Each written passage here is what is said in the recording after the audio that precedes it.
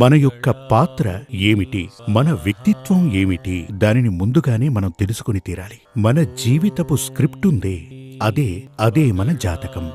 ఇక ఈ సూర్యమంగళం వచ్చి ఇప్పుడు మీరు షాపింగ్కి వెళ్తుంటారు కదా, ఆ షాపింగ్ మాల్లో ఎలా అంటే అన్ని వస్తువులు ఒకే చోట మనకు దొరుకుతూ ఉంటాయి. ఇదివరకటి రోజుల్లో ఏమిటి అంటే ఒక్కో దానికోసం ఒక్కో స్థలానికి వెళ్లవలసి ఉంటుంది. ఇప్పుడు అలా కాదు. ఒకే స్థలంలో కావలసిన వస్తువులు, అంటే ఒక షాపింగ్ మాల్కి వెళ్ళాము అంటే ఒక మనిషి జీవనానికి ఏదైతే కావాలో అవన్నీ అక్కడే దొరుకుతాయి.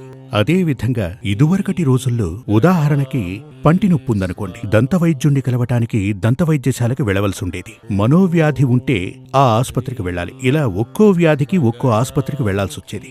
ఇప్పుడు అలా కాదు, మల్టీ స్పెషాలిటీ హాస్పిటల్స్ వచ్చేసాయి. అన్ని చికిత్సలు అక్కడే చేస్తుంటారు. అదే విధంగా నేను మీతో మాట్లాడుతున్నటువంటి ఈ యొక్క స్థలం సూర్యమంగళం తాంత్రిక విద్యాపీఠం